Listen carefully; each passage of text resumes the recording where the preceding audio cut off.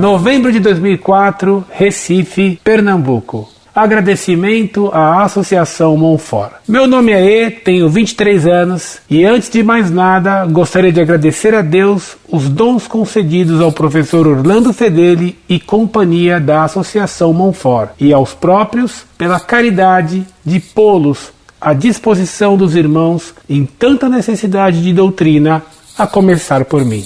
Gostaria de contar em poucas palavras minha experiência ao acessar pela primeira vez o site Monfort. Era o ano de 2001, tinha 21 anos, era uma fase de minha vida em que começara a posicionar-me no campo espiritual. Se seria evangélico, ateu ou católico, sendo esta última opção quase que totalmente descartada por mim até então. Naquela época, me encontrava num estado de profunda indiferença religiosa. Era hedonista e materialista, além de arrogante, é bom que se diga. Como é de praxe no mundo de hoje, nutria dentro de mim um certo ódio à Igreja Católica que absorvera de meus professores, de colegas professores, da televisão, dos filmes. Hoje consigo perceber sem muita dificuldade que tal sentimento anticatólico é um plano ambicioso e organizado do mal no mundo, que muitas vezes nos usa consciente ou inconscientemente a esse propósito, nos cegando a verdade que tanto necessitamos e sem ela nos perdemos e morremos. A Igreja Católica Apostólica Romana, como a única e verdadeira igreja que o Senhor Jesus Cristo edificou, essa é a grande verdade que o mal não cessava e não cessa de ofuscar. Eu agradeço imensamente a Deus por ter mostrado sua face misericordiosa a uma criatura tão insignificante quanto eu. Vivia numa verdadeira matrix, onde as igrejas protestantes eram quem falava em nome de Deus, além da influência da nova era. Hoje sei com segurança que ambas são desvios fatais para a alma de quem os segue. Aquela, um desvio de conduta cristã, uma fé incompleta, capenga, imperfeita. Esta, um desvio mais agudo, mas provocam o mesmo invariável efeito. Foi o ingresso de minha mãe num grupo de oração católico local que deu início à minha bem-aventurada mudança. É preciso se diga que não é um desses grupos descaracterizados, superficiais e emocionalistas que existem aos montes por aí. Não, é um verdadeiro grupo católico de partilha, de evangelização, estudo dos documentos oficiais da igreja, etc. Nesta época, minha mãe trazia sempre questões sobre a igreja, refutadas por mim com veemência, mas que aos poucos me faziam refletir e ter sentimentos novos. Depois de alguns meses, o inevitável aconteceu. Comecei a entender muitas coisas e, mais do que entender, sentir que elas estavam corretas. Foi assim que tornei-me católico. Mas não foi tão simples assim. Tive que quebrar muitos preconceitos bobos, passar por cima da minha prepotência e arrogância. Foi um longo caminho. Muitos me ajudaram nele e aí que a Associação Monfort entra na história. Passei uns meses na casa de minha irmã.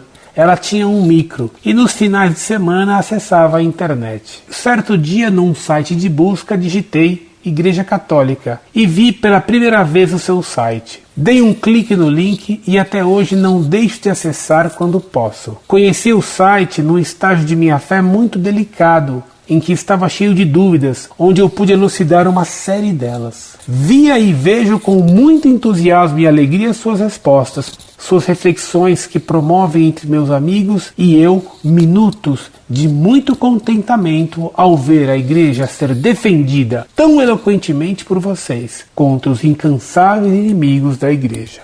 Já cheguei a mandar e-mail que foi respondido pelo próprio professor Orlando. Obrigado, professor, por tudo. Tenho até hoje o e-mail em que o senhor amavelmente respondeu uma pergunta minha. Já o mostrei aos meus amigos várias vezes e também os ajudou. Como são as coisas? Moro no Recife, num bairro chamado Totó, e consegui me comunicar com um leigo católico, doutor em História de São Paulo. Que alegria! Por isso, queria dizer ao senhor que nunca subestime a importância deste site para os leigos católicos que acham que os argumentos de seus professores papagaios são incontestáveis. Agora, até posso debater com os meus professores sobre assuntos que eles acham ter apenas uma interpretação. Termino esta parte agradecendo a todos vocês por tudo. Que Deus os abençoe cada vez mais. Pedido de orientação. Professor, um amigo protestante deu-me para ler um artigo vinculado num jornal de circulação nacional intitulado Folha Cristã, edição de 31 de dezembro de 2003. Quando me dera, este amigo esboçava uma certa alegria, pedia desculpas, disse não querer em nenhum momento ferir minha fé. Mas, como não se indignar com semelhante artigo, cujo conteúdo transcrevo logo abaixo. Artigo. O Natal veio do paganismo durante os 3 primeiros séculos da nossa era. Os cristãos não celebraram o Natal. Trata da festa de Natal de Jesus Cristo, paganismo, Roma, Babilônia, seja católica, Papai Noel, presépio, árvore, presentes, crente, cristianismo, Evangelho, Bíblia, Enciclopédia Católica, edição de 1911. A festa de Natal não estava incluída entre as primeiras festividades da Igreja. Os primeiros indícios são provavelmente do Egito. Os costumes pagãos relacionados com o princípio do ano se concentravam na festa do Natal. Orígenes, um dos chamados pais da Igreja, cito a mesma enciclopédia, aspas, não vemos nas Escrituras que haja celebrado uma festa ou celebrado um grande banquete no dia de seu natalício. Somente os pecadores, como Faraó e Herodes, celebraram com grande regozijo o dia em que nasceram neste mundo. Fecha aspas. Autoridades históricas demonstram que durante os 3 primeiros séculos de nossa era, não celebraram o Natal. Esta festa só começou a ser introduzida após o início da formação daquele sistema que hoje é conhecido como Igreja Romana, isto é, no século IV. Somente no século V foi oficialmente ordenado que o Natal fosse observado como festa cristã, no mesmo dia da secular festividade romana em honra do nascimento do Deus Sol, já que não se sabia o dia em que Cristo nasceu. 1. Jesus não nasceu em 25 de dezembro. Quando ele nasceu, aspas, havia naquela mesma comarca pastores que estavam no campo e guardavam durante as vigílias da noite o seu rebanho. Fecha aspas, São Lucas, capítulo 2, versículo 8. Isto jamais pôde acontecer na Judéia durante o mês de dezembro. Os pastores tiravam seus rebanhos dos campos em meados de outubro e ainda mais à noite os abrigavam para protegê-los do inverno que se aproximava, tempo frio de muitas chuvas. Adam Clarke, Commentary, volume 5, página 370. A Bíblia mesmo prova que o inverno era a época de chuvas, o que tornava impossível a permanência dos pastores com seus rebanhos durante as frígidas noites no campo. É também pouco provável que um recenseamento fosse convocado para a época de chuvas e frio, como esta festa se introduziu nas igrejas. A nova enciclopédia de conhecimento religioso de Schaffhauser explica claramente em seu artigo sobre o Natal, aspas, não se pode determinar com precisão até que ponto a data desta festividade teve origem na pagã Brumália, 25 de dezembro, que seguia a Saturnália, 17 a 24 de dezembro, e comemorava o nascimento do Deus Sol no dia mais curto do ano. As festividades pagãs de Saturnália e Brumália estavam demasiadamente arraigadas nos costumes populares para serem suprimidas pela influência cristã. Essas festas agradavam tanto que os cristãos viram com simpatia uma desculpa para continuar celebrando-as sem maiores mudanças no seu espírito e na forma de sua observância. Pregadores cristãos do Ocidente e do Oriente Próximo protestaram contra a frivolidade indecorosa com que se celebravam o nascimento de Cristo, enquanto os cristãos da Mesopotâmia acusavam seus irmãos ocidentais de idolatria e de culto ao sol, por aceitar essa festividade pagã. Recordemos que o mundo romano havia sido pagão. Antes do século IV, os cristãos eram poucos, embora estivessem aumentando em número e eram perseguidos pelo governo e pelos pagãos. Porém, com a vinda do imperador Constantino no século IV, que se declarou cristão, elevando o cristianismo a um nível de igualdade com o paganismo, o mundo romano começou a aceitar este cristianismo popularizado e os novos adeptos somaram a centenas de milhares. Tenhamos em conta que essa gente havia sido educada nos costumes pagãos, sendo principal aquela festa idólatra de 25 de dezembro. Era uma festa de alegria carnal, muito especial, agradava ao povo, não queriam suprimi-la.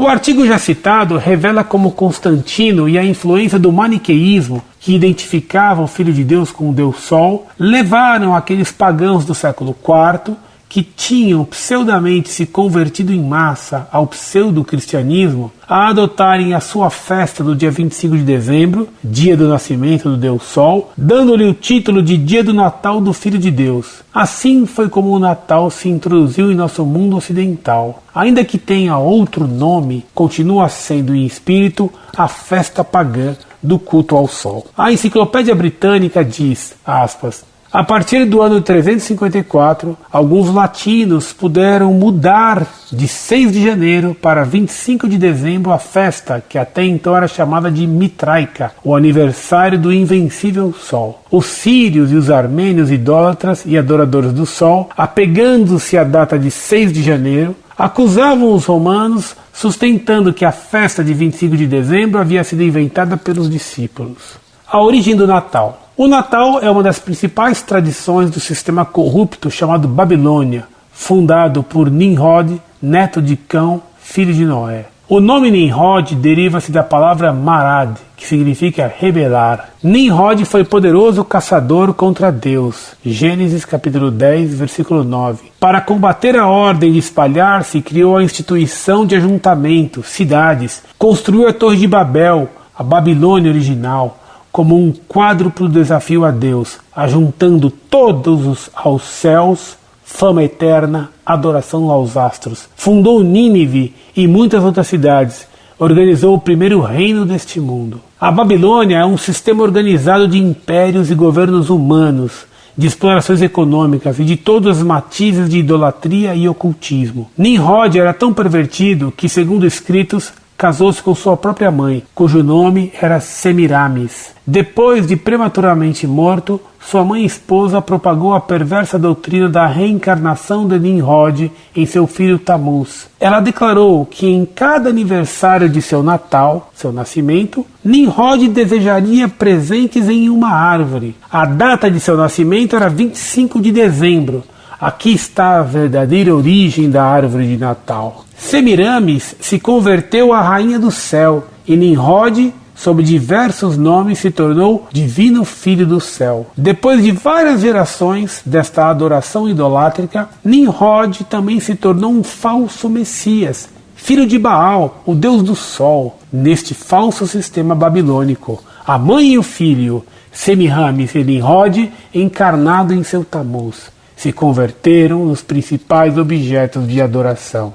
Esta veneração de, aspas, a Madonna e seu filho, fecha aspas, o par mãe influente, mas filho poderoso e obediente à mãe, se estendeu por todo o mundo com variação de nomes segundo os países e línguas. Por surpreendentemente que pareça, encontramos o equivalente na Madonna da mariolatria muito antes do nascimento de Jesus Cristo. Nos séculos IV e V, os pagãos do mundo romano se converteram em massa ao cristianismo, levando consigo suas antigas crenças e costumes pagãos, dissimulando-os sob nomes cristãos. Foi quando se popularizou também a ideia de, aspas, a Madonna e seu filho, fecha aspas, especialmente na época do Natal. Os cartões de Natal, as decorações e as cenas do presépio refletem esse mesmo tema. A verdadeira origem do Natal está na antiga Babilônia, está envolvida na apostasia organizada que tem mantido o mundo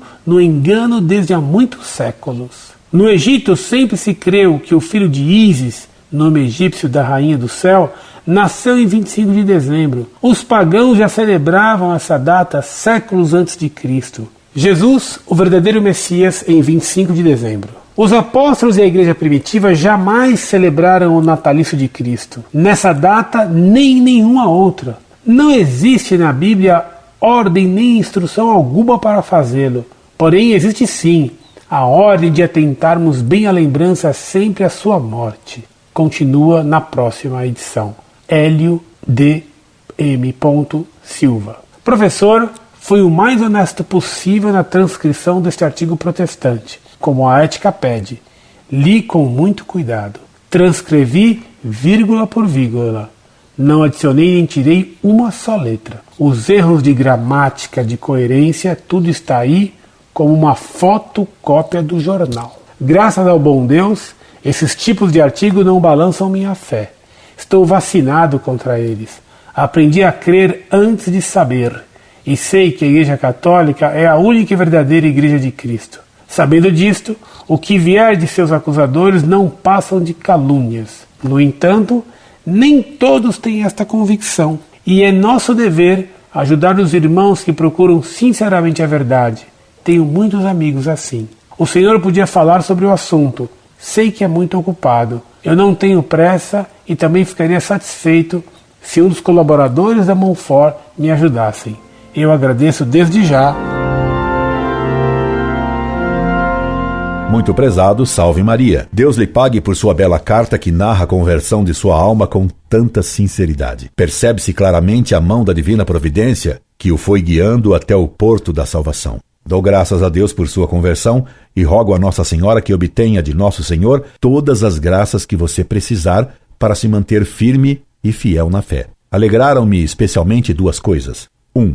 O fato de você ter compreendido como existe uma verdadeira conspiração dos maus para semear dúvidas e ódio contra a Igreja Católica. Isso é algo de imenso valor, uma verdadeira graça compreender tão claramente o que hoje pouca gente vê. 2. O fato de o site Montfort ter cooperado de algum modo com a graça de Deus em sua conversão. Esteja certo que isso será para mim um fator que me ajudará a permanecer, custe o que custar, neste combate através do meu computador. Peço-lhe que reze por mim para que Deus me conserve em seu santo serviço, porque viver sem servir a Deus é pior do que estar morto. Passo a responder sua pergunta sobre o Natal. O nascimento de uma criança é sempre um motivo natural de alegria, por isso sempre todos os homens comemoram sua data de nascimento. Não há família que, na medida de sua possibilidade, não faça festa, alegrando-se com o aniversário dos seus, especialmente dos familiares mais queridos, pai ou mãe. Foi por isso que os reis antigos e modernos, Napoleão fazia comemorar seu aniversário a 15 de agosto, faziam festejar sua data natalícia, porque consideravam o seu nascimento como motivo de felicidade para os povos que governavam. Até Napoleão, o maior incentivador da indústria de muleta para soldados aleijados nas suas guerras, fazia festejar o seu natalício. Ora, se muitos reis se iludiam com a falsa felicidade que traziam a seus povos, essa ilusão não cabe no nascimento de Cristo. Então, não se deveria festejar o nascimento do esperado das nações, como diz a Sagrada Escritura? Durante séculos e séculos, os judeus e os gentios esperaram aquele que ia redimir a humanidade. Nada mais natural que a humanidade comemorasse o nascimento do seu Salvador. Quem nos ensinou que se devia comemorar o Natal de Cristo foi o próprio Deus, como nos conta o Evangelho. Pelos relatos do Evangelho, se conhece que Deus mandou os anjos do céu comemorar o nascimento de Jesus. Se até os anjos do céu, que não foram redimidos pela encarnação do Verbo, comemoraram o nascimento de Jesus, nosso Deus e Salvador, que dirá nós que fomos salvos por ele? Comemorando o Natal de Cristo, imitamos os anjos que cantaram quando ele nasceu. Glória a Deus nas alturas e paz na terra aos homens de boa vontade. São os homens de má vontade, os Herodes daquele tempo e de hoje, que se recusam comemorar o nascimento de Jesus. O artigo que você me manda supõe que todos os pastores judeus daquele tempo tinham currais para confinar seu gado e suas ovelhas. O que é um absurdo. Primeiro, porque supõe uma riqueza e um costume atual no pastoreio daquele tempo. Segundo, porque supõe uma igualdade geral de posses. Todos os pastores daquela época teriam currais e gado confinado. Terceiro, supõe que sem currais de inverno, os animais daquele tempo morreriam e que, portanto, sempre houve currais. Senão as ovelhas teriam todas morrido, como se Deus não tivesse dado um bom capote de lã às ovelhas. Quarto, supõe que os evangelhos mentiram ao dizer que havia pastores guardando seus rebanhos na noite e que devemos crer na enciclopédia britânica em vez de crer nos evangelhos. Cristo nasceu para nos salvar. Um menino nasceu para nós, um filho nos foi dado. Cantou a Escritura Sagrada e a Igreja sempre repetiu esse hino no Natal. É certo que Jesus quis nascer em um povo dominado e humilhado, que quis nascer pobre num estábulo, que ele quis nascer desprezado. Por isso, ele quis nascer numa noite longa, em pleno inverno. Por isso, ele quis nascer em dezembro, em pleno inverno do hemisfério norte. Se os pagãos festejavam O solstício de inverno era esse um motivo a mais para Jesus nascer nesse tempo, para mostrar que ele venceu os ídolos e o paganismo. Se a igreja vitoriosa fez comemorar com mais pompa o nascimento de Cristo, para fazer o povo, que vinha do paganismo, a esquecer as festas dos ídolos, ela agiu com sabedoria, pois só fica destruído totalmente o que é substituído. Essa substituição para destruir o Natal é que se faz hoje com o maldito e estúpido Papai Noel, inventado exatamente para que o povo esqueça do nascimento do Salvador. E artigos como esse que lhe deram são prova de que existe mesmo uma conspiração para solapar a fé e destruir o cristianismo. Escreva-me sempre, porque faço questão de tê-lo como um amigo da Montfort em Recife, como meu irmão de combate pela fé. Esperando tê-lo ajudado, subscrevam-me como seu amigo sincero. Incorde e aso semper, Orlando Fedeli.